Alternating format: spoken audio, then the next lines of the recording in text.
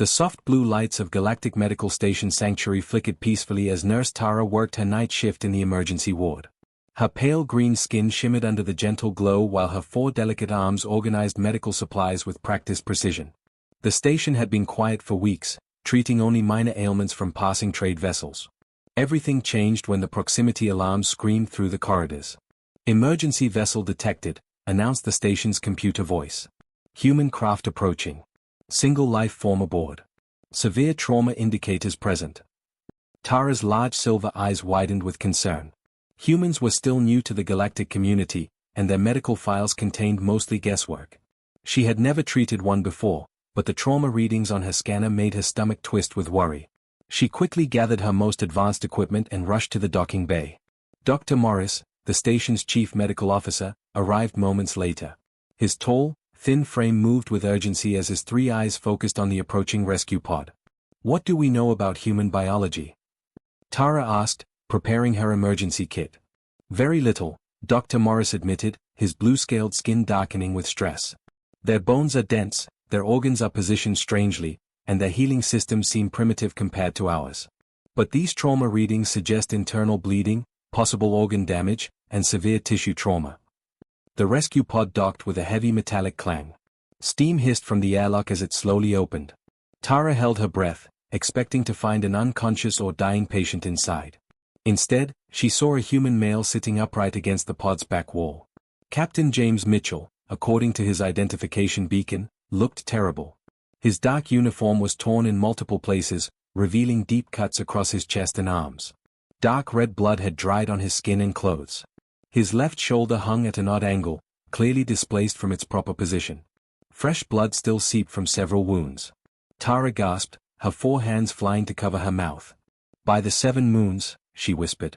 "How is he still conscious?" Dr. Morris stepped forward, his medical scanner beeping frantically as it detected the extent of the injuries. "This is catastrophic damage. The blood loss alone should have rendered him unconscious. We need to get him to surgery immediately." James opened his brown eyes and looked at the 2 alien medical officers with mild curiosity. He tried to straighten up in his seat, wincing slightly as his shoulder shifted. "Oh, hello there," he said in a calm, steady voice. "Thanks for picking me up. My ship had a little accident with some space debris." Tara stared at him in complete shock. Her medical training told her this human should be dying, yet he was speaking normally and trying to sit up straighter. "Sir, please do not move," she said urgently, reaching for her emergency stabilization equipment. "Your injuries are extremely severe. We need to transport you to our trauma bay immediately." James looked down at his torn clothes and bloody wounds with casual interest. He flexed his right arm experimentally, then shrugged with his good shoulder. "These old things?" he asked, gesturing at the cuts that had Tara's medical scanner screaming warnings. "It's hardly bleeding anymore. I think most of it's already stopped." The words hit Tara like a physical blow. Her pale green skin turned completely white with shock, and her 4 arms trembled as she tried to process what she was hearing. Dr. Morris clicked his tongue in disbelief, a sound his species made when extremely confused. "Sir, our scans indicate massive tissue damage, possible internal bleeding, and severe trauma to your muscular systems. You should be unconscious." James chuckled softly. "Internal bleeding? Nah, that would hurt a lot more than this. Trust me, I know the difference." He paused, looking thoughtful. "Although I probably should get this shoulder looked at. It's a bit annoying." "A bit annoying?" Tara repeated faintly. "Yeah, makes it hard to reach things on my left side," James explained matter-of-factly. "But the rest of this stuff will heal up fine on its own. Humans are pretty good at that." Tara's legs nearly gave out beneath her. In her species, even a small cut required immediate medical attention and days of recovery. The injuries she was looking at would have killed any member of her race within minutes. Dr. Morris tried to maintain his professional composure, but his 3 eyes kept darting between his scanner readings and the impossibly calm human. "Captain Mitchell, I must insist that you allow us to treat your wounds. Our equipment shows damage that threatens your life." "Your equipment might need calibrating," James suggested helpfully. "I mean, I appreciate the concern, but I've had worse injuries from weekend sports back home. This is really just surface damage and a dislocated shoulder."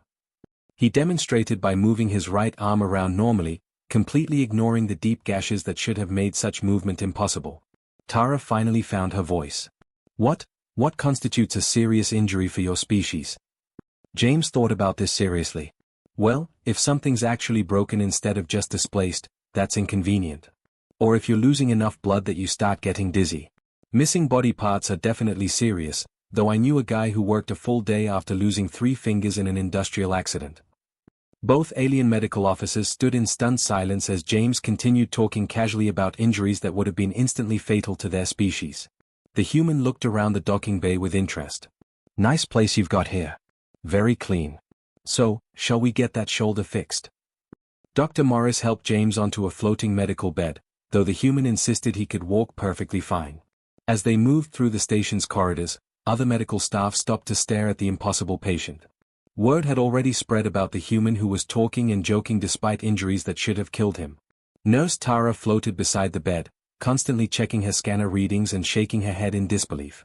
The numbers had not changed. James Mitchell still showed massive trauma, yet he was pointing out interesting architectural features of the station and asking questions about the medical equipment. How long have you folks been running this place?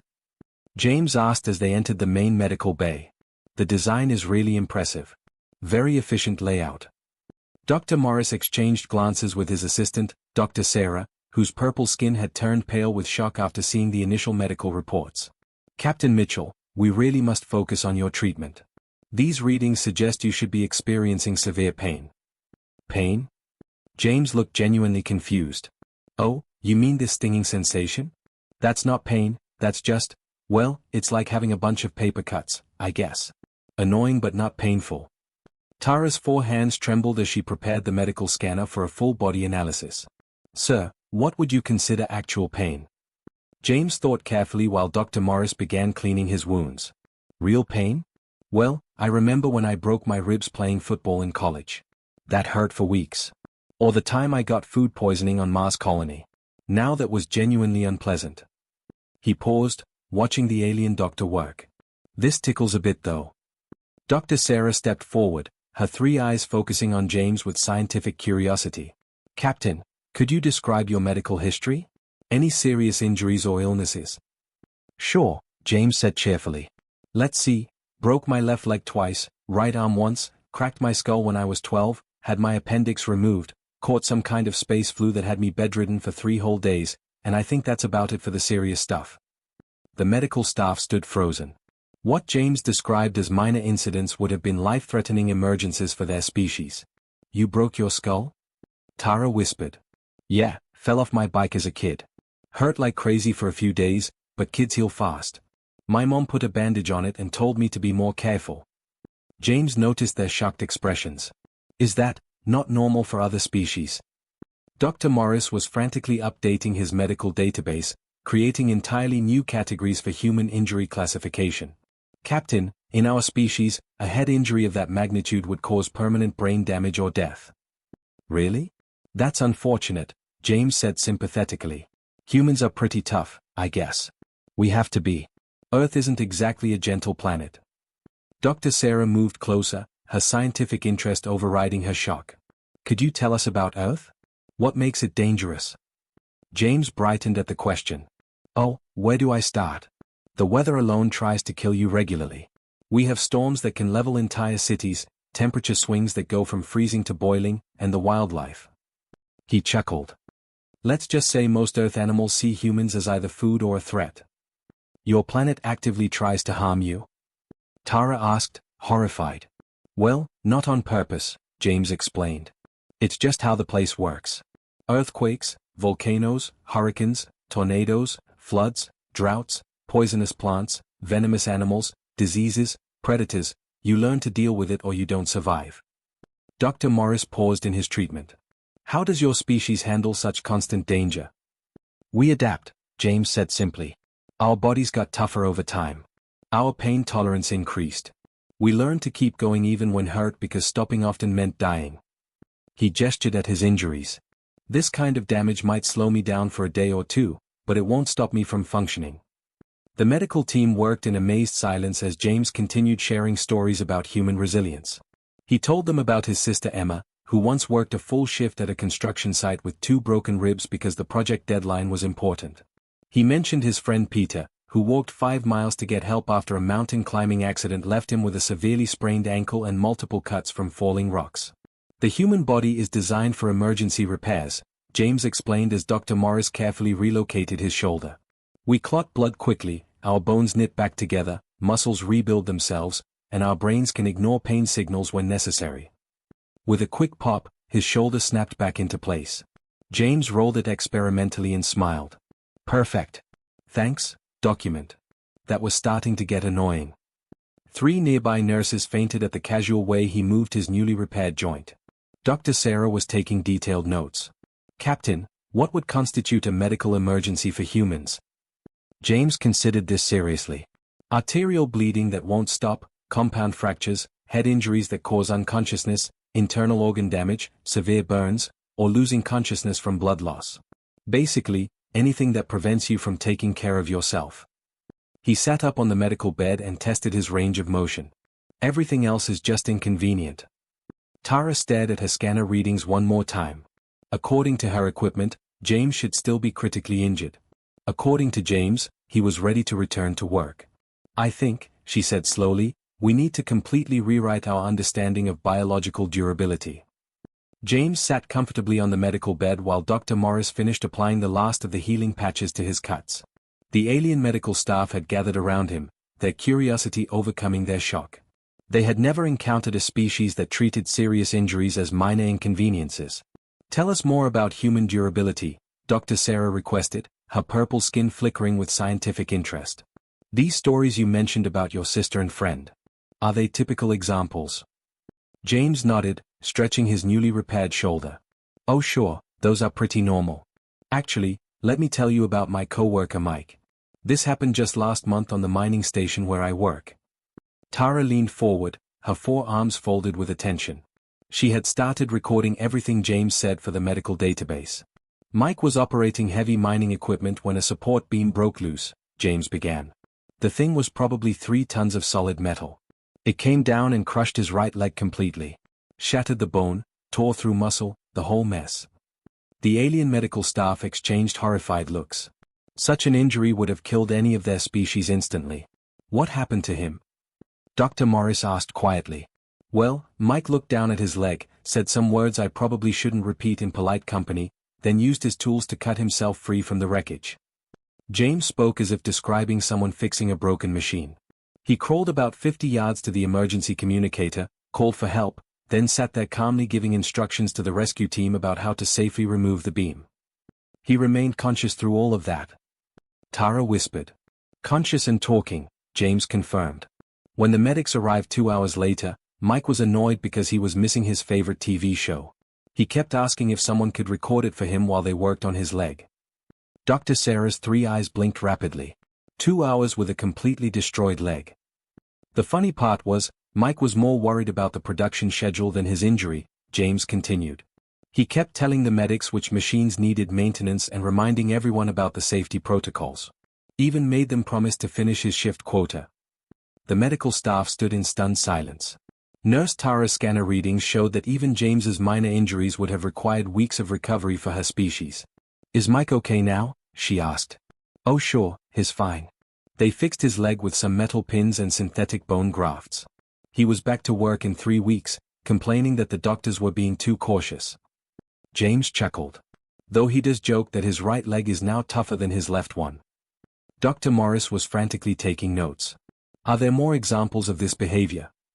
Thousands, James said matter-of-factly. My grandfather fought in a war when he was young.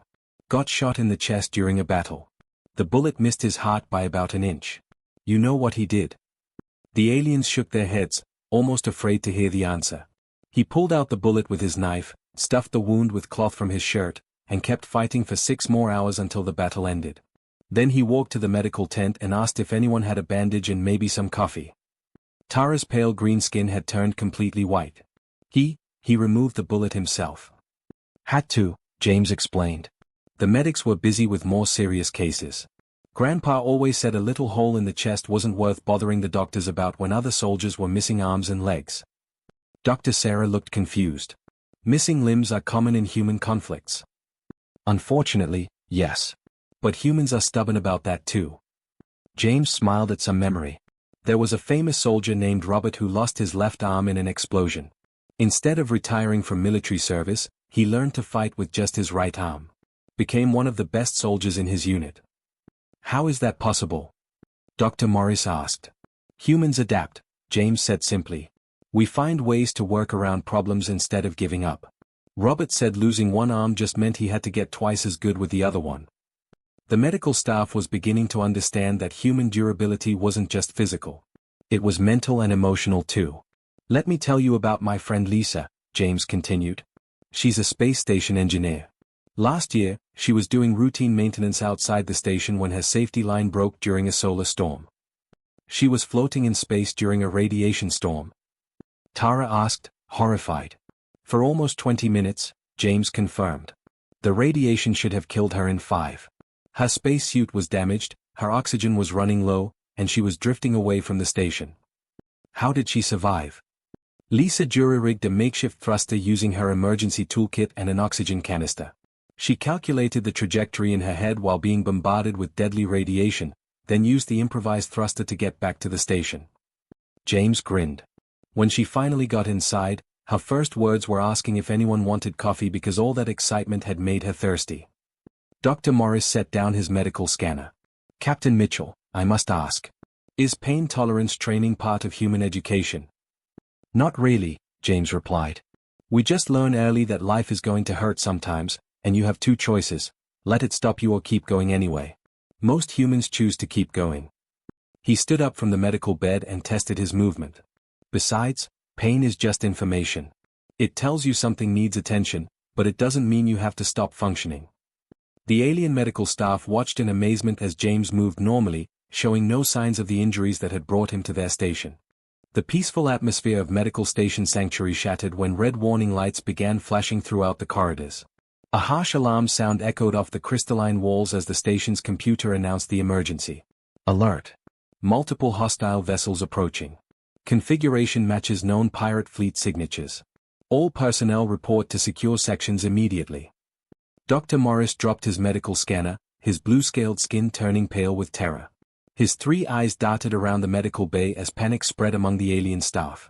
Nurse Tara's 4 arms trembled while she tried to secure the medical equipment. Pirates, Dr. Morris whispered, his voice shaking. The Crimson Raiders. They attack medical stations for supplies and prisoners to sell. The alien medical staff began moving toward the reinforced shelter areas, their movements quick and frightened. Their species had evolved beyond violence thousands of years ago. They were healers and scholars, not fighters. The concept of armed conflict was foreign and terrifying to them. James watched this with interest from his position on the medical bed. Pirates? How many ships are we talking about? 5 vessels, Dr. Sarah reported, checking the security monitors with trembling purple hands. Heavily armed. They will dock within 10 minutes. Does this station have any defenses? James asked, standing up from the bed. Dr. Morris shook his head frantically. We are a medical facility. We rely on treaties and galactic law for protection. We have no weapons, no security forces. James looked around the medical bay thoughtfully. What about security doors? Barricades? Basic lockdown protocols only, Tara replied, her pale green skin flickering with fear patterns. But pirates have cutting tools. The doors will not hold them for long. The first explosion rocked the station as the pirates began their attack on the docking systems. Several alien nurses cried out in terror and rushed toward the emergency shelters. James remained completely calm. He walked over to a supply cabinet and began examining the medical equipment inside. Do you have any heavy tools? Surgical laser units? Maybe some of those metal support braces. Captain Mitchell, you must come to the shelter immediately, Dr. Morris urged. Your injuries make you particularly vulnerable. What injuries? James asked, genuinely confused. He picked up a heavy medical scanner and tested its weight. This might work. What about these surgical tools? Dr. Sarah stared at him in disbelief. You cannot seriously be considering fighting armed pirates with medical equipment. Why not? James replied, gathering several metal instruments. A tool is a tool. Besides, I doubt these pirates expect any resistance from a medical station. Another explosion shook the facility, closer this time. The pirates were cutting through the outer doors. Captain, this is insane, Tara protested. You are still injured from your crash. You need medical attention, not combat. James looked down at his bandaged arms and chest, then back at the terrified aliens. Listen, I appreciate your concern, but I feel fine. Actually, better than fine. He grinned. Nothing gets the blood flowing like a good fight. It might even help these scratches heal faster. The aliens stared at him as if he had lost his mind. The concept of enjoying conflict was completely alien to their peaceful nature. How can you be calm about this? Dr. Morris asked, his voice breaking with fear. These pirates will kill us all. Maybe, James agreed, checking the weight of a metal surgical tray. But they'll have to work for it. And honestly, after 3 days of lying in a medical bed, I could use some exercise. The sound of cutting tools grew louder as the pirates worked through the station's defenses. James moved toward the medical bay entrance, improvising weapons from whatever he could find. You are going to fight trained killers with surgical instruments? Dr. Sarah asked in horror. I'm going to try, James replied cheerfully. Though I should mention, humans get more dangerous when we're hurt, not less. Something about adrenaline and survival instincts. He paused at the doorway and looked back at the cowering medical staff. You folks might want to get to those shelters now. This could get messy. Captain, please, Tara begged. Come with us. You do not have to do this. James considered this seriously. Actually, I kind of do. You saved my life when you picked up my rescue pod. That means something to humans. We don't abandon friends. The cutting sound stopped. Heavy footsteps echoed through the corridor outside the medical bay. Besides, James added with a smile that made the aliens even more nervous, I'm curious to see how tough these pirates really are. The first pirate appeared in the doorway, a massive creature covered in battle scars and carrying advanced energy weapons. He expected to find cowering medical staff. Instead, he found a human standing calmly in the center of the room, holding what appeared to be medical equipment like weapons. What is this? The pirate growled in the common galactic language. James rolled his shoulders, testing his range of motion. The supposedly serious injuries from his crash felt like distant memories now. This is the part where you turn around and leave these good people alone. The pirate laughed, a harsh sound that echoed off the walls. One injured human thinks he can stop us. James picked up his improvised weapons and smiled. Let's find out. The alien medical staff huddled in terror as they realized their patient was actually planning to fight an entire pirate crew with nothing but medical tools and determination. The silence that followed the battle was more shocking than the noise had been. Dr. Morris cautiously emerged from the emergency shelter, his 3 eyes wide with disbelief as he surveyed the medical bay. Broken pirate weapons lay scattered across the floor alongside unconscious raiders who had been defeated by a human using surgical tools. James sat on a supply crate, casually pressing a clean medical cloth against a fresh cut on his forehead. Around him, the evidence of the impossible fight was everywhere. 5 heavily armed pirates lay groaning on the floor, their advanced weapons either broken or thrown into corners. Is everyone okay? James called out as the alien medical staff slowly emerged from their hiding places. Nurse Tara floated forward on trembling legs, her 4 arms shaking as she looked around the room. Captain Mitchell, what happened here? Just a little disagreement with some uninvited guests, James replied, checking the cut on his arm where a pirate's blade had caught him. Nothing serious. Though I think I opened up one of my older wounds during the excitement. Dr. Sarah approached one of the unconscious pirates, a massive creature twice her size. You defeated all of them? Alone? Well, they made it easier by coming through the door one at a time instead of rushing me all at once, James explained. Poor tactical planning on their part. Dr. Morris stared at the scene in complete shock. His medical scanner showed that James had acquired several new injuries during the fight, yet the human seemed more energetic than before. Captain, you appear to have sustained additional trauma during this encounter.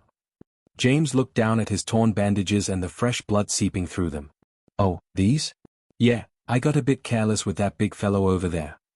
He pointed to the largest pirate, who was slowly regaining consciousness. He had some kind of energy blade.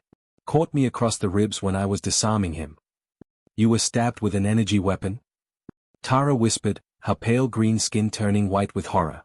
More like a deep scratch, James corrected, lifting his shirt to examine the wound. See? It's already stopped bleeding. Energy weapons cauterize as they cut, so there's less mess. The medical staff stared in amazement. What James described as a scratch would have been a fatal wound for any of their species. The station's communication system crackled to life. Medical Station Sanctuary, this is Galactic Security Patrol Ship Defender. We received your distress signal. What is your status? Dr. Morris activated the reply system with shaking hands. This is Dr. Morris. The pirate attack has been resolved. We require immediate prisoner transport for 5 unconscious raiders. Resolved? How? Our readings show their ship is still docked to your station. James stood up and walked to the communication panel. This is Captain James Mitchell. The pirates are no longer a threat. You might want to send a medical team though. A couple of them hit the walls pretty hard. There was a long pause from the security patrol. Captain, did you say the threat has been neutralized? Yep. All 5 of them are taking naps on our medical bay floor. James looked around at the unconscious pirates. Though you should probably pick them up soon. I think that one is starting to wake up. When the security team arrived 30 minutes later, they found a scene that would become legendary in galactic law enforcement circles. 5 notorious pirates, wanted across 3 star systems, had been defeated by a single human using improvised weapons made from medical equipment. Captain Robert of the Security Patrol examined the evidence with amazement. Captain Mitchell, these raiders have terrorized medical facilities for years. How did you manage this? James shrugged, wincing slightly as the movement pulled at his fresh injuries. They weren't that tough. Mostly they relied on scaring people who couldn't fight back. When they met someone who fought back, they didn't know what to do. But you were injured from your ship crash, Captain Robert pointed out. Still James agreed cheerfully. But injuries don't stop humans from functioning. If anything, getting hurt makes us more determined. Dr. Morris had been documenting everything for his medical report. Captain Robert, I must tell you that Captain Mitchell's injuries should have made combat impossible. According to our medical standards, he should have been unconscious or dead. But I'm not, James said matter-of-factly. I'm just a bit scratched up and ready to get back to work. Nurse Tara approached with her final medical scans. Captain Mitchell, your injury readings are even worse now than when you arrived. Yet you appear to be in better condition. James looked at the scanner display with interest. That's weird. I feel great. Better than I have in days. Nothing like a good fight to get the blood pumping and speed up the healing process. The alien medical staff exchanged glances of wonder and confusion. Everything they knew about biology and medicine had been challenged by this single human. Dr. Sarah finished her notes and looked up at James. Captain, what would it take to seriously injure a human? James thought about this carefully. Well, losing a limb would be inconvenient. Major organ damage would slow me down for a while. Significant blood loss might make me dizzy. He paused. But even then, humans have been known to keep going until the job is done. As the security team led the captured pirates away, Dr. Morris began updating the station's medical database. His report would change how the galaxy understood human physiology. Note for future reference, he dictated to his computer. Human definition of minor injury encompasses what other species would classify as fatal trauma. Recommend complete revision of medical treatment protocols for this species. James gathered his belongings and prepared to leave. Thanks for patching me up, folks. This was fun. As his repaired ship departed the station, the medical staff watched through the windows in silent awe. They finally understood that humanity's greatest strength was not their technology or intelligence, but their refusal to let anything stop them from protecting those they cared about.